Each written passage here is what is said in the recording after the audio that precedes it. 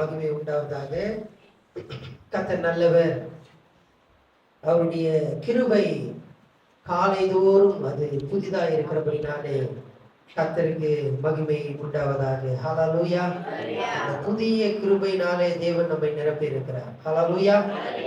கர்த்தர் நல்லவர். இதனாலும் கூட சங்கீதங்களின் புத்தகம் 119 சங்கீதத்தினுடைய 29 வசனம் முதற்கொண்டு 36 வசனம் வரைக்கும், 119 சங்கீதத்தினுடைய 129 வசனம் முதற்கொண்டு 136 வசனம் வரைக்கும் வாசிக்கலாம்.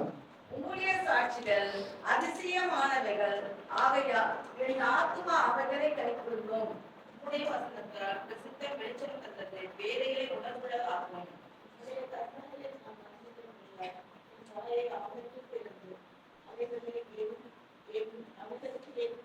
உம்முடைய நாமத்தை நேசிக்கிறவர்களுக்கு வழங்கும் நியாயத்தின்படியே என்னை நோக்கி பார்த்து எனக்கு இறங்கும். உடைய வார்த்தையிலே என் காலடிகளை நிலைப்படுத்தி ஒரு அநியாயமும் என்னை ஆளவட்டாதேயும். என்னை விலக்கி விடுவித்தருளும். அப்பொழுது நான் உன்னுடைய கட்டளைகளை காத்துக் கொள்ளுவேன். உமது அடியை முகத்தை பிரகாசிக்க பண்ணி உமது பிரமாணங்களை எனக்கு கூறி. உடைய வேதத்தை மனுஷர் காற்று நடவாதபடியினால் என் கண்களிலிருந்து நீர் தாரைகள் ஓடுகிறது. தேவனுக்கு மகிமை உண்டாவதாக. இந்த பகுதியிலே சங்கீதக்காரன் வேத வசனத்தை குறித்து அநேக காரியங்களை சொல்லுகிறதை நாம் பார்க்கிறோம். இந்த இப்படி சங்கீதக்காரன் சொல்லும் போது இந்த பகுதியிலே அவர் எப்படி ஆரம்பிக்கிறார் என்றால், வேத வசனமானது எப்படிப்பட்டவைகள் என்றால் அதிசயமானவைகள், அதிசயமானவைகள் என்று ஆரம்பித்து எப்படி அதை முடிக்கிறார் என்றால் வாசிக்கலாம். 36, 136. உம்முடைய வேதத்தை மனுஷர் காத்து நடவாதபடியால் என் கண்களிலிருந்து நீர் தாரைகள் ஓடுகிறது. அவர் அதிசயத்தில் ஆரம்பித்து கண்ணீரில் அவர் முடிக்கிறதை நாம் பார்க்கிறோம். அதிசயத்தில் ஆரம்பிக்கிறார், அதிசயத்தில் ஆரம்பித்து அழுகையில் முடிக்கிறதை நாம் பார்க்கிறோம். இது எதை அவர் இந்த நேற்றைய தினத்தில் நாம் தியானித்ததான இதற்கு முன்பனான பகுதியிலும் அந்த கடைசி பகுதியில் நாம் பார்ப்போம் என்றால், அவர் அந்த எதிரான காரியங்கள், ரியாக்ஷன், ஒரு காரியத்தினுடைய ரியாக்ஷன் சொல்லுவாங்க, எதிரான காரியத்தை அவர் பேசுகிறதை நாம் பார்க்கிறோம். 27, 127, 128 வாசிக்கலாம். 127, 128. ஆதலால் நான் பொன்னிலும் பசும் பொன்னிலும் அதிகமாய் உமது கற்பனைகளில் பிரியப்படுகிறேன். எல்லாவற்றை பற்றியோ நீர் அருளின எல்லா கட்டளைகளும் செம்மையென்று எண்ணி சகல பொய்வழிகளையும் வெறுக்கிறேன். இங்கே அவர் என்ன சொல்லுகிறார் என்றால், நான் வேத வசனத்தை நேசிக்கிறேன், வேத வசனத்தை நேசிக்கிறேன். அதற்கு அப்படியே எதிர்வினையாக அவர் சொல்லுகிறார், பொய் வழிகளை வெறுக்கிறேன். வேத வசனத்தை நேசிக்கிறேன், பொய் வழியை வெறுக்கிறேன் என்று அவர் சொல்லுகிறதை பார்க்கிறோம். அதே போல இங்கே இந்த பகுதியிலே இன்றை நாம் தியானிக்கிறதான இந்த பகுதியில நாம் பார்ப்போமேனால், உம்முடைய வேதத்தை மனுஷர் காத்து நடவாதபடியினால் என் கண்களில் நீர்த்தாரைகள் ஓடுகிறது. எப்படி ஆரம்பிக்கிறார் என்றால், வேத வசனம் அதிசயமானவைகள், ஆச்சரியமானவைகள் என்று அவர் சொல்லிவிட்டு அதற்கு எதிர்வினை அவர் சொல்லுகிறார். அதனால அதை காத்து நடவாதபடினால என் கண்களில் நீர்த்தாரைகள் ஓடுகிறது. ஸோ ரியாக்ஷனை பத்தி அவர் என்ன பண்றாரு சொல்லுகிறதை பார்க்கிறோம். இப்படி அவர் சொல்லும் போது இந்த பகுதியிலே ஒரு சங்கிலி போல ஒரு காரியத்தை அவர் சொல்லுகிறதை பார்க்கிறோம். சங்கிலிகள் போல, இதை ஆவிக்குரிய சங்கிலி என்றும் நம்ம சொல்லலாம், ஸ்பிரிச்சுவல் செயின் என்று இதை நம்ம சொல்லலாம். வாசிக்கலாம். முதலாவதாக 129 வசனம், 129 வசனம். உம்முடைய சாட்சிகள் அதிசயமானவைகள், ஆகையால் என் ஆத்துமா அவைகளை கைக்கொள்ளும். அவர் இந்த சங்கீதக்காரன் உம்முடைய சாட்சி அதிசயமானவைகள், ஒண்டர்ஸ், என்று ஆரம்பித்து வீப்பிங்ல அவர் முடிக்கிறாரு. முடித்து விட்டு அவர் சொல்லுகிறார், முதல்ல அவர் ஆரம்பிக்கும் போது அந்த செயின் பில்ட் பண்றாரு. அந்த செயின்ல முதல் என்ன சொல்லுகிறார் என்றால், உம்முடைய சாட்சிகள் அதிசயமானவைகள் ஆகையால் ஆகையால் ஆண்டவரே, உம்முடைய சாட்சிகள், உம்முடைய வேத வசனங்கள் அதிசயமா இருக்கிறது. அதனால நான் என்ன பண்ணுவேன் அப்படின்னு சொன்னா, என்ன பண்ணுவாராம்? கை கொள்ளும், கீழ்ப்படியும். கீழ்ப்படியும். ஆண்டவருடைய வேத வசனங்கள் அதிசயமானவைகள். அந்த வேத வசனங்கள் அதிசயமா இருக்கிறபடினாலே நான் என்ன பண்ணுவேன் அப்படின்னா கீழ்ப்படிவேன். இன்றைக்கு அநேகர் வேத வசனத்துக்கு கீழ்ப்படுகிறார்கள். கீழ்ப்படுகிறோம் எல்லாருமே. எப்படி கீழ்ப்படுகிறோம் என்றால், சில பேர் பார்த்தீங்கன்னா அன்பினால கீழ்ப்படிவாங்க, அன்பினால. ஆனா சிலர் பயத்தினால கீழ்ப்படிவாங்க. இதை செய்யலைன்னா எனக்கு நஷ்டம் வந்துடும், இதை செய்யலைன்னா ஆண்டவர் என்ன தண்டிப்பார், இந்த பயத்தினால கீழ்ப்படுகிறோம். ஆனா சிலர் வேத வசனத்துக்கு கீழ்ப்படுகிறார்கள். எப்படி கீழ்ப்படுகிறார் என்றால் அன்பினால கீழ்ப்படுகிறார். வேறு சிலர் எதற்காக கீழ்ப்படுகிறார் என்றால் ஆசீர்வாதத்துக்காக கீழ்ப்படுகிறாங்க. இதை நான் கீழ்ப்படிஞ்சேன்னா ஆண்டவர் என்ன ஆசீர்வதிப்பார், நான் கீழ்ப்படியும் போது இந்த பலன் எனக்கு கிடைக்கும், ஆண்டவர் என்னை இந்த காரியத்தை எனக்கு வர்த்திக்க பண்ணுவார். இதுக்காக நம்ம என்ன பண்றோம்? கீழ்ப்படுகிறோம்.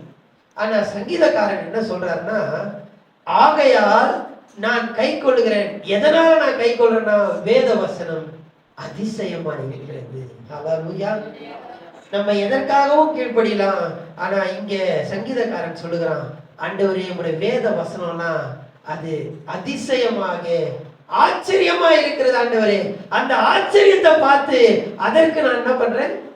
கீழ்ப்படுகிறேன். தேவஜனமே, வேத வசனத்துக்கு நாம் கீழ்ப்படிய வேண்டும். காரணம் என்னவென்றால் அது ஆச்சரியமானவைகள். ஹல்லேலூயா. நம்ம எல்லாரும் வேத வசனத்துக்கு கீழ்ப்படுகிறோம். எதற்காக கீழ்ப்படுகிறோம்? எதினால? அன்பினால கீழ்ப்படுகிறீங்களா? பயத்தினால கீழ்ப்படுகிறீங்களா? ஆசீர்வாதத்தினால கீழ்ப்படுகிறீங்களா? உங்களையே நீங்க யோசித்து பாருங்க. என்னை நான் யோசித்து பார்க்கிறேன். நான் வேத வசனத்துக்கு எதற்காக கீழ்ப்படுகிறேன்? இந்த வேத வசனம் எல்லாம் ஆச்சரியமா இருக்கிறது. அந்த ஆச்சரியத்துக்காக நாம் கீழ்ப்படிய வேண்டியது அவசியம். இப்ப கீழ்ப்படுகிறோம். இந்த கீழ்ப்படிதல் அடுத்த செயின். அதாவது செயின் என்று சொன்னா எல்லாருமே தனித்தனி வளையங்கள், தனித்தனி வளையங்கள் இணைவதுதான் ஒரு சங்கிலியா மாறுகிறது. ஸோ இந்த ஒரு சங்கிலி இருக்கு. அந்த சங்கிலியில ஒரு 10 வளையம் இருக்குன்னு வச்சுங்க. ஒன்று மட்டும் வீக்கா இருக்குன்னு வச்சுங்க. ஒன்னே ஒன்று மட்டும் வீக்கா இருக்கு அப்படின்னா அந்த சங்கிலி பலமா இருக்குமா? இருக்காது. அந்த சங்கிலியை போட்டு நம்ம எதாவது போனோம்னா அறுந்து போயிடும். ஏன் அப்படின்னா ஒரே ஒரு வளையம் வீக்கு. அது போல இங்கே இந்த சங்கீதக்காரன் இங்க சொல்லுகிறதான காரியம் எல்லாமே தனித்தனியா இருக்கு. ஆனா எல்லாம் ஒன்னோட ஒண்ணு சேர்ந்து இருக்கு. எல்லாமே ஒரே பலத்தோடு இருக்கும். இப்பொழுது அவர் சொல்லுகிறார், வேத வசனங்கள் ஆச்சரியம். அந்த ஆச்சரியம் என்னை கீழ்ப்படிதலுக்குள்ளே வழி நடத்துகிறது. இப்பொழுது 30ஆம் வசனத்தை வாசிங்க. 130. உம்முடைய வசனத்தின் பிரசித்த வெளிச்சம் தந்து வேதங்களை உணர்வுள்ளவர்கள். இந்த கீழ்ப்படிதல் என்னை என்ன அடுத்த நிலைக்கு என்னை கொண்டு போகிறது? கீழ்ப்படிதல் எதற்கு கொண்டு போகிறது என்றால் வெளிச்சம் தந்து. உம்முடைய வேதத்தின் பிரசித்தம் வெளிச்சம் தந்து, வெளிச்சம் தந்து. இந்த வெளிச்சம் தந்து என்று சொல்லுகிறதான காரியம் என்லைட்டன்மெண்ட். என்லைட் அப்படியே ஒரு காரியத்தை நாம் புரிந்து கொள்வது, அண்டர்ஸ்டாண்ட் பண்ணுவது. அந்த வார்த்தையினுடைய சரியான அர்த்தமே ஓப்பனிங் அப். ஒரு காரியத்தை குறித்து ஒரு தெளிவு, ஒரு புரிதல் ஏற்படுகிறது தான் அந்த இடத்துல பிரசித்தம் வெளிச்சம் தந்து என்று சொல்லப்படுது. நாம் வேத வசனத்தை, அதை ஆச்சரியமான வேத வசனங்கள், அதற்கு நாம் கீழ்ப்படுகிறோம். அதை கீழ்ப்படியும் போது அந்த வேத வசனத்திலிருந்து ஒரு பெரிய வெளிச்சம் நமக்கு கிடைக்கும். ஹல்லேலூயா. அதை நம்ம புரிந்து கொள்ளுகிறோம். நேற்றைய தினத்துல புரிந்து கொள்வதை குறித்து நம்ம பார்த்தோம். இந்த வேத வசனத்தை நாம் புரிந்து கொள்ளும்படியாக ஒரு புதிய ஒரு விளக்கம், அதை நாம் அறிந்து கொள்ள ஆண்டவர் நமக்கு கிருபை தருகிறார். ஹல்லேலூயா. இவ்வளவு நாள் படித்ததான காரியம், இவ்வளவு நாள் அந்த வசனம் நமக்கு நல்லா தெரியும். ஆனா அந்த வசனத்துக்கு நம்ம கீழ்ப்படிய ஆரம்பிக்கும் போது அந்த வேத வசனத்தினுடைய ஒரு உண்மையான ஒரு தெளிவு, அந்த வேத வசனம் என்ன சொல்லுது, அந்த வேத வசனம் நம்ம கூட பேசி நம்மளை நடத்துகிறதை நம்மால உணர முடியும். கண்கள் திறக்கப்படுகிறதை நம்ம அந்த இடத்துல பார்க்கிறோம். எம்மாவுக்கு போகிறதான அந்த சீஷர்களை குறித்து நம்ம எல்லாருக்கும் தெரியும். அங்க ஆண்டவர் என்ன சொல்கிறாருன்னா, அவருடைய கண்களை திறக்கிறார், அவருடைய இருதயங்களை கொழுந்து விட்டு எரிய பண்ணுகிறார். அதுதான் என்லைட்டன்மெண்ட், என்லைட். நம்முடைய கண்கள் திறக்கப்படுகிறது. வேத வசனம் ஆச்சரியமாயிருக்கிறது. அதற்கு கீழ்ப்படியும் போது அந்த கீழ்ப்படிதல் நம்முடைய கண்களை என்ன பண்ணுது, திறக்கிறதா இருக்கிறது. ஹல்லேலூயா, ஹல்லேலூயா. தேவனுக்கு மகிமை உண்டாகுதாக. இப்போ கண்கள் திறக்கப்படும் போது, இந்த கண்கள் திறந்து இந்த வேத வசனத்தை நாம் புரிந்து கொள்ளும் போது, அந்த எம்மாவுக்கு போகிறதான அந்த சம்பவத்தை நாம் பார்க்கிறோம். ஆண்டவர் அங்க அன்றைக்கு இருந்ததான வேத வசனத்தை அவர்களுக்கு போதிக்கிறார். அங்க நீங்க லூக்கா 24 நீங்க வாசித்து பார்த்தீங்க அப்படின்னு சொன்னா, சங்கீதத்திலிருந்து அவர் விளக்குகிறார். அதுக்கு பிற்பாடு நியாயப்பிரமாணத்திலிருந்து விளக்குகிறார். தீர்க்க தரிசன புத்தகத்திலிருந்து விளக்குகிறார். அன்றைக்கு இருந்ததான வேத புத்தகம் 3 பிரிவுகளாக இருந்தது. தோரா, கெதுபீம், நெபீம் என்று மூல மொழியில சொல்லுவாங்க.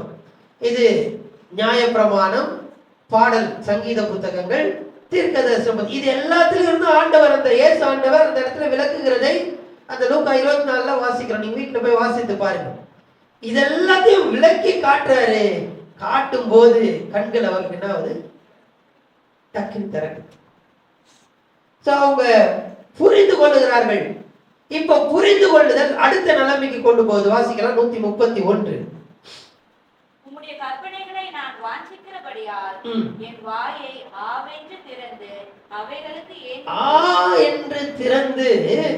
அவைகளுக்கு ஏங்குகிறேன். 3வது,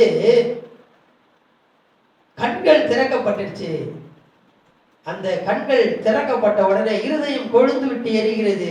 இப்போ என் வாயை நான் என்ன பண்றேன், என்று திறக்கிறேன். அங்க சொல்லப்படுகிறதான காரியம் ஆழமான ஒரு ஆசை. பா, இந்த வசனத்துல இவ்வளவு அர்த்தம் இருக்கா, இந்த வசனத்துல இவ்வளவு கருத்து இருக்கா, இந்த வசனம் இதுதான் சொல்லுதான், இவ்வளவு நாள் எனக்கு தெரியாம போச்சு அப்படின்னு சொல்லி என்று அந்த வேத வசனத்தை நான் வாஞ்சிக்கிறேன். டீப் டிசைர், ஆழமான ஒரு ஆசை, ஆழமான ஒரு ஆசை. சாதாரண ஆசை இல்ல, ஆழமான ஒரு ஆசை. வேத வசனம் ஆச்சரியமா இருக்கிறது. ஆச்சரியம் கீழ்ப்படிதலுக்குள்ளே வழி நடத்துகிறது. கீழ்ப்படிதல் புரிந்து கொள்ளுதலுக்குள்ளே, கண் திறக்கப்பட்டு ஒரு புரிதலுக்குள்ளே நடத்துகிறது. இந்த புரிதல் ஆழமான ஒரு ஆசைக்குள்ளாக வழி நடத்துது. ஒரு வசனத்தை நம்ம வாசிக்கலாம். யோபின் புத்தகம் 23ஆம் அதிகாரத்தோட 12ஆம் வசனம். யோபு 23:12.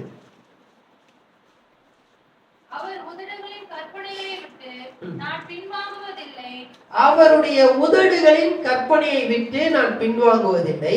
அவருடைய வாயின் வார்த்தைகளை எனக்கு வேண்டிய ஆகாரத்தை பார்க்கிறோம். அவருடைய வாயின் வார்த்தை எனக்கு வேண்டிய ஆகாரத்தை பார்க்கிலும் அதிகமாய் காத்துக்கொண்டே. வாயை எதற்கு திறக்கிறோம், சாப்பிடுறதுக்கு. எனக்கு சாப்பாட்டை காட்டிலும் இப்ப மிகப்பெரிய ஒரு ஆசை வந்துருச்சு, அதனால நான் என் வாயை திறக்கிறேன். இது சாப்பாட்டுக்காக இல்லைங்க, வேத வசனத்துக்காக. யோபு சொல்லுகிறத நம்ம பார்க்கணும். யோபின் புத்தகத்துல இதை நம்ம வாசிக்கணும். நான் வாயை திறக்கிறேன், அப்படின்னு திறக்கிறேன். ஏன்னா இது சாப்பாட்டுக்கு இல்லை. இவ்வளவு நாள் நான் சாப்பாட்டுக்காக வாயை திறந்தேன் இல்லை, அதை காட்டிலும் அதிகமான ஒரு டீப் டிசைர், ஆழமான ஒரு ஆசை இந்த வேத வசனத்தின் மேல எனக்கு ஒரு ஆசை. காரணம் என்னன்னா, அந்த வேத வசனம் அதிசயமா இருக்கிறது. அந்த வேத வசனத்துக்கு நான் கீழ்ப்படுகிறேன். கீழ்ப்படியும் போது என் கண்கள் திறக்கப்படுகிறது. இந்த கண்கள் திறக்கப்படும் போது இந்த வேத வசனத்துல இவ்வளவு காரியம் இருக்கப்பா. வேத வசனத்துல தேவ ஞானம் இருக்கு, தேவ மகத்துவம் இருக்கு, தேவ ஆறுதல் இருக்கு, தேவ வழிநடத்துதல் இருக்கு, இதெல்லாமே இதுல இருக்கு அப்படின்னு சொல்லி என் வாயை நான் ஆசையாக, அதிகமான ஒரு ஆழமான ஒரு ஆசையாக வாயை நான் திறக்கிறேன். ஹல்லேலூயா. அடுத்தபடியாக வாசிக்கலாம் 32ஆம் வசனம். 32ஆம் வசனம். இந்த ஆழமான ஆசை எதற்கு நேராக நம்மை வழி நடத்துகிறது? 32. உம்முடைய நாமத்தை நேசிக்கிறவர்களுக்கு வழங்கும் நியாயத்தின்படியே என்னை நோக்கி பார்த்து எனக்கு இரங்கும். இப்போது ஆழமான ஆசை, இந்த ஆழமான ஆசையினாலே நான் ஆண்டவரை பார்க்கிறேன். அது எதற்கு நேரா என்னை கொண்டு போகிறது என்றால், அடுத்த நிலை நேசிக்கிறவர்களுக்கு. நேசிக்கிறவர்களுக்கு அங்க சொல்லப்படுகிறதான காரியம் அன்பு. அன்பு. ஒரு பெரிய ஆசை இருந்தது. இப்ப இந்த ஆசை என்ன ஆச்சு அப்படின்னா அன்பாய் மாறினது. ஹல்லேலூயா. ஆண்டவரை நான் நேசிக்கிறேன். ஆண்டவரை நான் நேசிக்கிறேன். இந்த ஆண்டவரை நம்ம நேசிக்கும் போது என்ன நடக்குதுன்னு சொன்னா, ஆண்டவராகிய இயேசுவுக்கு அநேக சீஷர்கள் இருந்தார்கள். அதுல வயதான ஒரு சீஷன் இருந்தான். அது நம்ம எல்லாருக்கும் தெரியும், பேதுரு. சீஷர்ல வயது ரொம்ப குறைவா ஒருத்தர் இருந்தாரு. அவர் யோவான். இந்த யோவான் பாத்தீங்கன்னா இயேசு கிறிஸ்துவனுடைய பக்கத்துல என்ன பண்ணுவாரு, இருப்பார். ஆனா பேதுரு பாத்தீங்கன்னா அந்த கடைசியாக இந்த இரவு பஸ்காவை அவர்கள் ஆசரிக்கிறார்கள். அந்த நேரத்துல கடைசி நேரம் அது. அந்த நேரத்துல பாத்தீங்கன்னா இயேசு ஆண்டவர் இருக்கிறார். இயேசு ஆண்டவருக்கு பக்கத்துல யோவான் இருக்கிறார். எதிரில யார் இருக்காருன்னா பேதுரு இருக்கார். பேதுருக்கு ஒரு கேள்வி இயேசு ஆண்டவர்கிட்ட இருந்து, யார் காட்டி கொடுக்க போறா? ஆண்டவர் சொன்னா, உங்களுக்கு ஒருவன் என்னை காட்டி கொடுப்பான். யாருப்பா இது? நம்ம இருக்கிறோம் 13 பேர், இயேசு ஆண்டவர்கள் நம்ம 12 பேர் இருக்கோம். இதுல யார் காட்டி கொடுப்பா அப்படின்னு கேள்வி யாருக்கு? அவருக்கு. ஆனா அவர் என்ன பண்றாருன்னா ஒரு ஆக்ஷன் கொடுக்குறாரு. என்ன பண்ணு, இயேசு ஆண்டவர்கிட்ட என்ன பண்ணு, கேளு அப்படின்னு சொல்லி. இப்ப இயேசு ஆண்டவர் மார்புல சாய்ந்து கொண்டு இந்த யோவான் கேட்கிறான். அந்த சம்பவத்தை நீங்க வீட்டுல போய் வாசித்து பாருங்க. அவருக்கு ஆண்டவர் சொல்லுகிறார், அன்பா இருந்ததான சீசன். இந்த அன்பா இருந்த சீசன் தான் ஆண்டவருடைய இருதயத்துல இருக்கிறத பெற்றுக்கொள்ள முடியும். இவனுக்கு ஒரு பெரிய வாஞ்சை, டீப் டிசையர். இந்த டீப் டிசையர் எதுக்கு நேரா வழி நடத்துது? அன்பிற்கு நேராக. அன்பிற்கு நேராக. அதனாலதான் அவன் கடைசி வரைக்கும் இயேசு கிறிஸ்து கூடவே இருந்தான். அந்த அன்புனால கடைசி வரைக்கும் இயேசுவினுடைய வளர்ப்பு, இயேசுவினுடைய தாய் அவங்களை என்ன பண்ணா, பாதுகாத்து வைத்திருந்தான். அதனாலதான் சொல்ற, இதோ உன் மகன் அது எபேசு பட்டணத்துல கடைசி வரைக்கும் யார் கூட தான் இருந்தாங்க? யோவானோடு தான் இருந்தாங்க. பாருங்க, அந்த அன்பு, டீப் டிசையர் அன்பிற்கு நேராக என்ன பண்ணுது? வழி நடத்துகிறதா இருக்கிறது. அதிகமான அந்த ஆசை. இவ்வளவு ஆச்சரியமா இருக்கப்பா உங்க வார்த்தை அப்படின்னு சொல்லி வாயை நம்ம திறந்து நம்ம பார்க்கும்போது அது எதற்கு நேராக வழி நடந்தது என்றால் அன்பிற்கு நேராக வழி நடத்துகிறது. ஹல்லேலூயா. இந்த அன்பு எதற்கு நேராக வழி நடத்துகிறது என்றால் வாசிக்கலாம் 33, 34, 133, 134. வார்த்தையிலே என் காலடிகளை நிலைப்படுத்தி ஒரு அநியாயமும் என்னை ஆளவிட்டாதேயும், மனுஷன் செய்யும் இடுக்கத்துக்கு என்னை விலக்கி விடுவித்தருளும். அப்பொழுது நான் உம்முடைய கட்டளைகளை காத்துக் கொள்ளுவேன். போதும். இப்ப இதுல இந்த வசனத்துல 2 வசனத்துல நம்ம பார்க்கிறோம், என் காலடிகளை நிலைப்படுத்தி, என் காலடிகளை நிலைப்படுத்தி. 34ல விடுவித்து அருளும், விடுவித்து அருளும். 2 காரியத்துக்கு நேராக இந்த அன்பு வழி நடத்துகிறது. எதற்கென்றால் வழி நடத்துதல், வழி நடத்துதல், கைடன்ஸ். இந்த அன்பு என்ன பண்ணுதுன்னா என்னை வழி நடத்துது. இரண்டாவது, இந்த வழி நடத்துது எப்படின்னா விடுதலையோடு வழி நடத்துது. ஏதோ கஷ்டத்தோடு இல்லை, விடுதலையோடு வழி நடத்துகிறதா இருக்கிறது. ஹல்லேலூயா. இந்த வேத வசனமானது ஆண்டவருடைய அன்புக்குள்ளாய் நம்ம கடந்து, இந்த வேத வசனத்துல ஒவ்வொரு படியா நம்ம பார்த்தோம். அன்பிற்குள்ளாய் நம்ம கடந்து வரும்போது அங்க அன்புல நமக்கு ஒரு விடுதலை உண்டு. ஹல்லேலூயா. ஆண்டவர் நம்மை வழி நடத்துகிறார். இந்த ஆண்டவருடைய அந்த அன்புல, வேத வசனத்தின் நிமித்தமாக ஆண்டவருடைய அன்புல நம்ம அதிகமாக ஆண்டவருடைய அன்பை நம்ம ருசிக்க ஆண்டவர் நம்மை வழி நடத்துகிறவராய் இருக்கிறார். அந்த வழி நடத்துதல் எப்படி என்றால் விடுதலையோடு நம்மை வழி நடத்துகிறதா இருக்கிறது. ஹல்லேலூயா. அநேகர் கிறிஸ்தவ வாழ்க்கை பார்த்தீங்கன்னா ரொம்ப இந்த வேத வசனத்தை கடைபிடிக்கிறது ரொம்ப கஷ்டமா இருக்கு.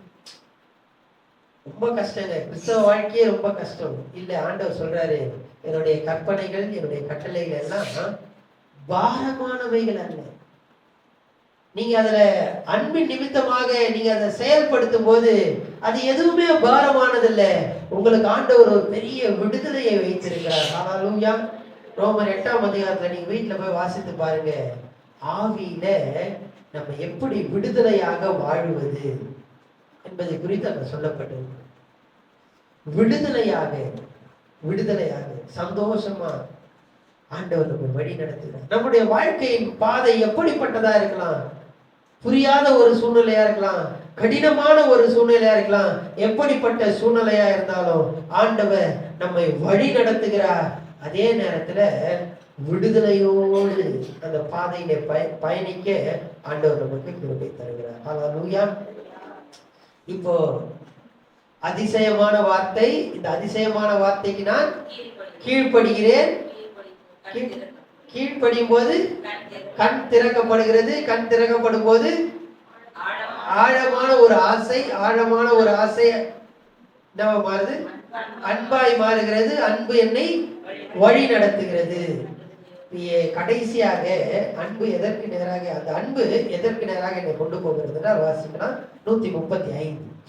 உமது அடியின் மேல் உமது முகத்தை பிரகாசிக்க பண்ணி உமது பிரமாணங்களை எனக்கு போதியும். இங்கே சொல்லப்பட்டிருக்கிறதான முகத்தை பிரகாசிக்க பண்ணி, இந்த சங்கீதத்துல 2 முறை பிரகாசம் பிரசித்தம் என்ற வார்த்தை வருகிறது. 130 பார்க்கிறோம், 35 பார்த்ததான காரியம் என்லைட். நம்ம மனசுக்குள்ள ஒரு சின்ன ஒரு வெளிச்சம் ஒதுக்கிது, புரிந்து கொள்ளுதல், அண்டர்ஸ்டாண்டிங். ஆனா இங்கே சொல்லப்படுகிறதான முகத்தின் பிரகாசம். இந்த முகத்தின் பிரகாசம் என்பது எதை குறிக்கிறது என்றால் ஆண்டவருடைய ஆசீர்வாதத்தை குறிக்கிறது. ஆண்டவருடைய ஆசீர்வாதம். நம்ம எல்லாருக்கும் தெரிஞ்ச வசனம் என்னாகமத்தின் புத்தகம் 6ஆம் அதிகாரம். எடுத்து வாசிக்க வேணாம். கர்த்தர் உங்களை ஆசீர்வதித்து உங்களை காக்க கடவர். கர்த்தர் உன்மேல் எதை பிரசன்னம், தமது முகத்தை உங்கள் மேல் பிரகாசிக்க பண்ணி உங்களுக்கு கிருபையா இருக்க கடவர். கர்த்தர் தமது முகத்தை உங்கள் மேல் பிரசன்னமாக்கி உங்களுக்கு சமாதானத்தை கட்டளையிட கடவர். இது முகத்தினால் வருகிறதான ஆசீர்வாதம். ஆண்டவருடைய முகத்தை நம்மேல் பிரகாசிக்க பண்ணும்போது நமக்கு என்ன கிடைக்கிறது என்றால் ஆசீர்வாதம். ஹல்லேலூயா. இந்த வழி நடத்துதல் எதற்கு நேராக நம்மை கொண்டு போகிறது என்றால், இந்த வழி நடத்துதல் ஆசீர்வாதத்துக்கு நேராக கொண்டு போகும். ஹல்லேலூயா. வேதவசனம் ஆச்சரியமானது. கீழ்ப்படுகிறேன். கீழ்ப்படிதல் புரிந்து கொள்ளுதலுக்கு நேராக என்னை வழி நடத்துகிறது. புரிந்து கொள்ளுதல் ஆழமான ஒரு ஆசைக்கு நேராக வழி நடத்துகிறது. இந்த ஆழமான ஆசை என்னை அன்புக்கு நேராக வழி நடத்துகிறது. இந்த அன்பினாலே நான் விடுதலையோடு என்னை ஆண்டவர் நடத்துகிறார். எங்கப்பா நடத்துறான்னு சொன்னா, இப்படி நடந்து போயிட்டே இருக்கேன், அது எங்க கொண்டு போகுதுன்னு சொன்னா ஆசீர்வாதத்துக்கு என்னை கொண்டு போகிறது. ஹல்லேலூயா. ஹல்லேலூயா. ஆண்டவருடைய முகத்தின் ஆசீர்வாதத்தினாலே நம்ம இந்த காலை வேளையில ஆசீர்வதிக்க வல்லவராயிருக்கிறார். வேத வசனத்தை நாம் ஆச்சரியமாக அது ஆச்சரியமாய் அதிசயமாய் இருக்கிறது. அதை நாம் வாஞ்சிப்போம். ஆண்டவர் நம்மை ஆசீர்வதிக்க வல்லவராய். கண்களை மூடி கர்த்தரை நோக்கி நம்ம பார்க்கலாம். ஹல்லேலூயா.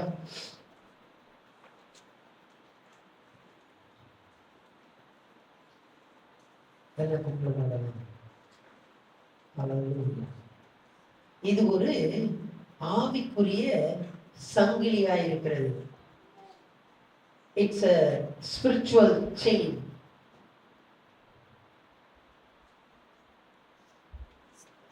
ஆச்சரியத்திலிருந்து ஆசீர்வாதம் வரைக்கும், ஆச்சரியத்திலிருந்து ஆசீர்வாதம் வரைக்கும். ஆண்டவரே, இந்த சங்கிலியில நான் ஒன்றையும் விட்டு விடாதபடிக்கு, இந்த ஒரு சங்கிலியும் ஆண்டவரே பலவீனப்படாதபடிக்கு, இந்த சங்கிலியில இருக்கிறதான எல்லா வளையங்களும் ஆண்டவரே பலனுள்ளதாய் மாற எனக்கு உதவி செய்யப்பா. ஸ்தோத்திரமப்பா, ஸ்தோத்திரமப்பா, ஸ்தோத்திரமப்பா. எல்லாம் ஆண்டவருக்கு நம்ம பேசலாமா? ஹல்லேலூயா, ஹல்லேலூயா. ஆண்டவரே, உமக்கு நான் கீழ்ப்படிகிறேன்ப்பா. அந்த ஆச்சரியத்தினால நான் கீழ்ப்படியே திருப்பத்தாங்கப்பா. ஆண்டவரே, நான் அந்த கீழ்ப்படிதல் ஆண்டவரே என்னை புரிந்து கொள்ளுதலுக்கு நேராக வழி நடத்துகிறதப்பா. ஸ்தோத்திரமப்பா, ஸ்தோத்திரமப்பா, ஸ்தோத்திரமப்பா. அந்த புரிந்து கொள்ளுதல் ஆண்டவரே என்னை இந்த ஆழமான ஒரு ஆண்டவர் வாஞ்சைக்கு நேராக, ஆசைக்கு நேராக வழி நடத்துகிறது, அன்புக்கு நேராக வழி நடத்துகிறது. என்னை விடுதலையோடு தேவ காரியங்களை அறிந்து கொள்ள, அந்த விடுதலையை நான் அனுபவிக்க அது என்னை வழி நடத்துகிறது. ஆண்டவரே, ஆசீர்வாதத்துக்கு நேராக வழி நடத்துகிறதப்பா. ஸ்தோத்திரமப்பா, ஸ்தோத்திரமப்பா, ஸ்தோத்திரமப்பா. பரலோக பிதாவே, உம்மை துதிக்கிறோம். ஆண்டவரே, உம்முடைய வேத வசனங்களை நாங்கள் அறிந்து கொள்ள நீர் எங்களுக்கு கிருபை பாராட்டுகிறீர். நன்றி அப்பா. இந்த ஆச்சரியமான வேத வசனங்கள் எங்களை ஆசீர்வாதத்துக்கு நேராக வழி நடத்துகிறபடி நாங்கள் ஸ்தோத்திரம். இடையிலே காணப்படுறதான எதையும் நாங்கள் விட்டு விடாதபடிக்கு அந்த ஆசீர்வாதத்தை நாங்கள் சுகந்தரித்துக் கொள்ள கர்த்தர் நீர் எங்களுக்கு உதவி செய்தருளும்படியாக கேட்கிறோம். ஹல்லேலூயா. ஸ்தோத்திரம் அப்பா, ஸ்தோத்திரம் ஆண்டவரே, உம்மை துதிக்கிறோம். விசேஷமா இந்த நாளுக்காக நாங்கள் ஜெபிக்கிறோம். ஆண்டவரே, இந்த நாளிலே தேவ ஜனங்கள் என்னென்ன காரியங்களை செய்ய வேண்டும் என்று திட்டமிட்டு இருக்கிறார்களோ அந்த திட்டத்தை செயல்படுத்த அவர்களுக்கு தேவையான எல்லா விதமான கிருபைகளை கர்த்தர் கட்டளையிடும்படியாக கேட்கிறோம். ஞானத்தையும் பலத்தையும் கர்த்தர் கட்டளையிடும்படியாக கேட்கிறோம். ராஜா, ஸ்தோத்திரம் அப்பா, ஸ்தோத்திரம் அப்பா. இறங்கி கிரியை நடப்பிக்கும்படியாக கேட்கிறோம் அப்பா. ஆண்டவரே, இந்த நாள் முழுவதும் வேத வசனங்கள் எங்கள் தியானமாய் மாற கர்த்தரை கிருபை பாராட்டும்படியாக கேட்கிறோம். எங்களுடைய சிந்தை, எங்களுடைய செயல் எல்லாம் ஆண்டவரே உடைய சமூகத்திலே பிரீதியாய் காணப்பட கர்த்தரை கிருபை பாராட்டும்படியாக கேட்கிறோம். தேவ ஜனத்தை ஆசீர்வதி, கிருபைக்குள்ளாக போகும். எல்லா துதி கனமகிமையும் உமக்கே நாங்கள் செலுத்துகிறோம். இயேசுவின் மூலம் ஜெபம் கேளும் பிதாவே. ஆமென், ஆமென். Praise the Lord, praise the Lord. God bless you. God bless you.